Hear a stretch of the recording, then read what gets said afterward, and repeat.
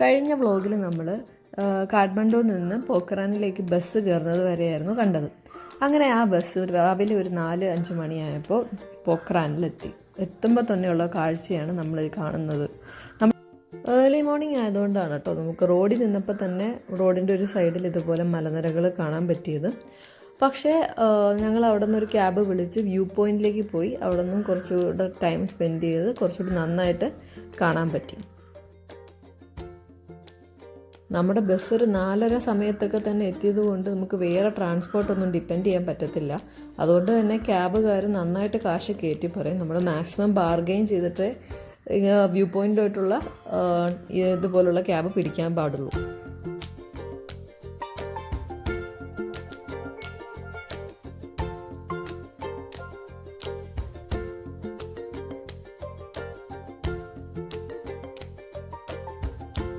ഇത്ര നേരത്തെ ആണ്ട് തന്നെ ഹോട്ടൽസ് ഒന്നും അവിടെ തുറന്നു. നേപ്പാളിലെ സൂപ്പർ മാർക്കറ്റിൽ ഷോപ്പിംഗ് ആണോ? കയറി കുറച്ച് ബിസ്ക്കറ്റും ബണ്ണൊക്കെ വാങ്ങി. ഇവിടെ എങ്ങനെയുണ്ട് റേറ്റ്? ചിന്തിക്കാത്ത സാധനത്തിന് ഭയങ്കര റേറ്റ്. ഒരു ബ്രഷിന് എത്ര രൂപയായിരുന്നു? നേപ്പാളി 500 എന്ന് പറയുമ്പോൾ ഒരു നാട്ടിലെ 300 രൂപ വരില്ലേ? 300 രൂപയുടെ ബ്രഷ്. നീ തെറ്റിയതാണോ? നമുക്ക് പാക്കറ്റിലാണോ? അല്ല, അവിടെ നിന്ന് ഞങ്ങളൊരു ബസ് പിടിച്ച് ഞങ്ങൾ സ്റ്റേ ചെയ്യുന്ന സ്ഥലത്തേക്ക് പോയി. ഞങ്ങൾ സ്റ്റേ ചെയ്യുന്നത് പൊഖാര ലേക്കിൻ്റെ അടുത്തായിട്ടുള്ള ഒരു ഹോം സ്റ്റേയിലായിരുന്നു. സോ അവിടെ ചെന്നു, ഫ്രഷപ്പായി, ഡ്രസ്സപ്പ് ചെയ്തു. പിന്നെ ഞങ്ങൾ ആ ലേക്കിൻ്റെ അവിടെയൊക്കെ ഒന്ന് ചുറ്റി കണ്ടു.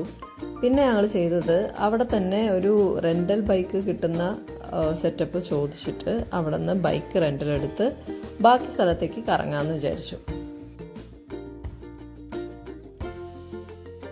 നമ്മുടെ ആദ്യത്തെ വിസിറ്റ് അവിടുത്തെ ഫേമസ് ഗുപ്തേശ്വർ മഹാദേവ് കേവിലേക്കായിരുന്നു. ബേസിക്കലി അതൊരു ശിവൻ്റെ ടെമ്പിളാണ്. അപ്പോൾ നമ്മൾ അതിൻ്റെ അകത്തേക്കും ഒരുപാട് നടക്കാനുണ്ട്. ആ കേവിൽ എത്തുന്നതിന് മുന്നേ തന്നെ ഒരുപാട് അതിനകത്ത് നടക്കാനുണ്ട്. അപ്പോൾ ടൂറിസ്റ്റിനെ അട്രാക്റ്റ് ചെയ്യാനായിട്ട് 2 സൈഡിലും കുറേ കടകളും നേപ്പാളിൻ്റെ സ്പെഷ്യൽ ഐറ്റംസായ മറ്റേ മെഡിറ്റേഷൻ ബെല്ലും ഡ്രീം ക്യാച്ചേഴ്സ് അതൊക്കെ ബാഗ് അങ്ങനെ പലതും വിൽക്കാനൊക്കെ ഇട്ടിക്കുന്നുണ്ടായിരുന്നു. നമ്മൾ ചുമ്മാ ചോദിക്കും. ഞങ്ങളൊരു ഡ്രീം ക്യാച്ചർ വാങ്ങിച്ചിരുന്നു. അതും കുറേ ബാർഗെയിൻ ചെയ്തിട്ടൊക്കെയാണ് വാങ്ങിച്ചത്, അല്ലെങ്കിൽ നമുക്ക് ടോട്ടലി നഷ്ടമാവും.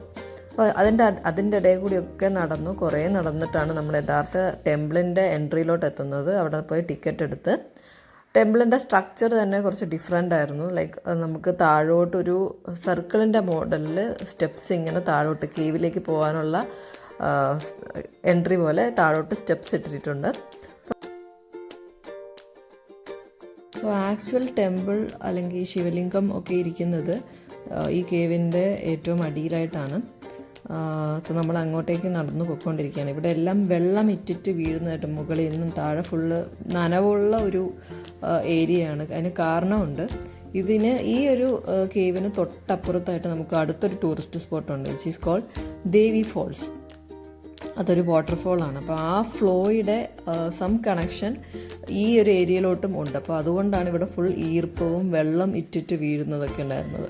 ഫ്ലഡുള്ള സമയത്ത് ഇവിടെ മുങ്ങാറുണ്ട്. അപ്പം ഒരു പ്രത്യേക സ്ഥലത്ത് നമുക്ക് റെസ്ട്രിക്ഷൻസ് ഒക്കെ ഉണ്ട്. അപ്പം നമ്മളിങ്ങനെ നടന്ന് അതിൻ്റെ ഏറ്റവും അടിയിലോട്ട് പോവുകയാണ്.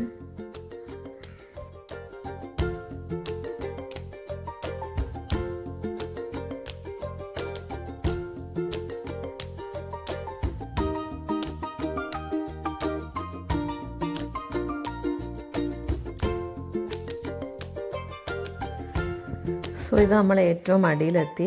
അവിടെ അവർ ഗേറ്റ് ഇട്ടിട്ടുണ്ടായിരുന്നു. പിന്നെ നമുക്കതിൽ കൂടുതൽ പോകാൻ പറ്റില്ല.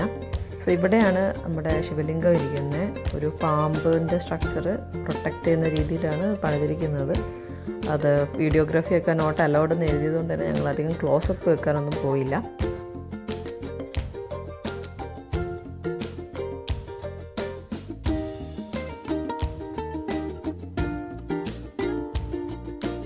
അവിടെ നിന്ന് നമ്മൾ നേരെ പോയത് ദേവി ഫോളിലാണ്. നമ്മളിപ്പോൾ കയറിയ കേവിൻ്റെ അല്ലെങ്കിൽ ഗുപ്തേശ്വർ മഹാദേവ് ടെമ്പിളിൻ്റെ തൊട്ടടുത്ത് തന്നെയാണ്, ഓപ്പോസിറ്റായിട്ട് തന്നെയാണ് ഈ ദേവി ഫോളും ഉള്ളത്.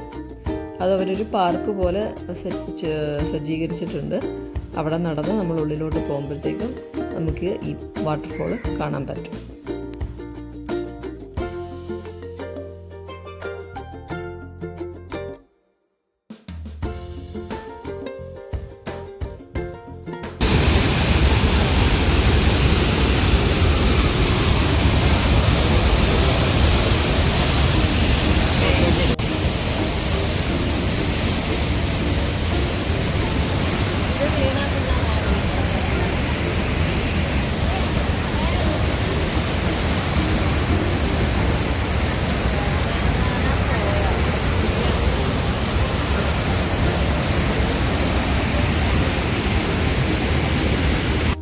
അവിടെ നിന്ന് നമ്മൾ പോയത് ബുദ്ധൻ്റെ ശാന്തി സ്തൂപ എന്ന് പറയുന്നൊരു ഗാർഡനിലേക്കാണ്.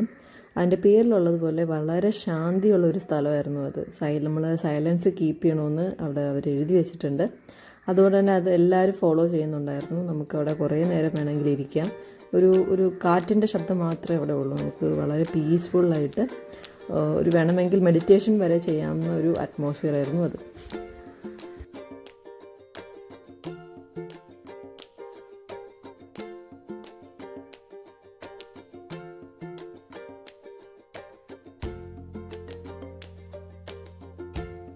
നമ്മുടെ നെക്സ്റ്റ് സ്പോട്ട് എന്ന് പറയുന്നത് പൊക്കാരയിലെ ഹിൽ ടോപ്പിലുള്ള ഫേമസ് ആയിട്ടുള്ള ഒരു ശിവ ടെമ്പിളാണ്.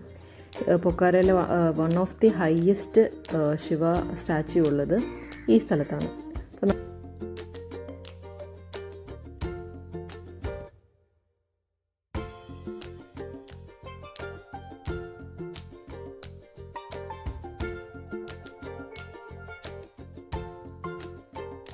പുണ്ടിക്കോട്ട് ശിവ ടെമ്പിൾ എന്നാണ് കേട്ടോ ഈ ടെമ്പിളിൻ്റെ പേര്. നമുക്ക് വീഡിയോയിൽ കാണുമ്പോൾ ഇത് വലിയ ജൈജാൻറ്റിക്കായിട്ട് തോന്നൂലെങ്കിലും അടുത്ത് നോക്കുമ്പോൾ ഇത് ഭയങ്കര വലുതാണ്. ഓൾറെഡി ഈ ടെമ്പിൾ ഒരു ഹിൽ ടോപ്പിലാണ്. അതിന് പുറമെ ഏറ്റവും ടോപ്പിലായിട്ടാണ് ഈ വലിയ സ്റ്റാച്ചു പണിതിരിക്കുന്നത്. അതിന് പുറമെ ഇതിൻ്റെ കുറച്ച് ദൂരെയായിട്ട് നമുക്കൊരു ദേവീ ക്ഷേത്രവും കാണാൻ പറ്റും. അവിടെയും ഒരു ദേവിയുടെയും മുരുകൻ്റെയും ഇതുപോലത്തെ സ്റ്റാച്ചു ഫേസ് ചെയ്തിരിക്കുന്നതായിട്ട് കാണാം.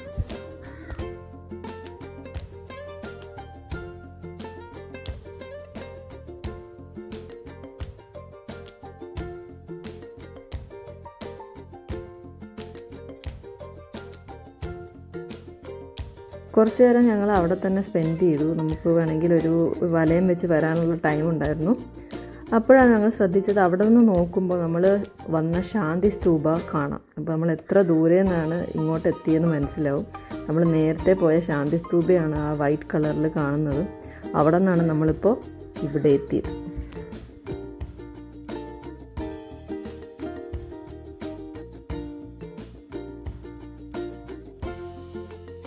ഇന്നത്തെ ദിവസം ഏറെക്കുറെ ഒരു തീർത്ഥാടനം പോലെ ആയിരുന്നല്ലോ. അതായത് നമ്മൾ വിസിറ്റ് ചെയ്ത ടൂറിസ്റ്റ് സ്പോട്ട് എല്ലാം ടെമ്പിളും കേവും ഒക്കെ ആയിരുന്നു. ബട്ട് രാത്രിയായ പൊക്കാരയുടെ വേറൊരു ഫേസാണ് നമ്മൾ കാണുന്നത്.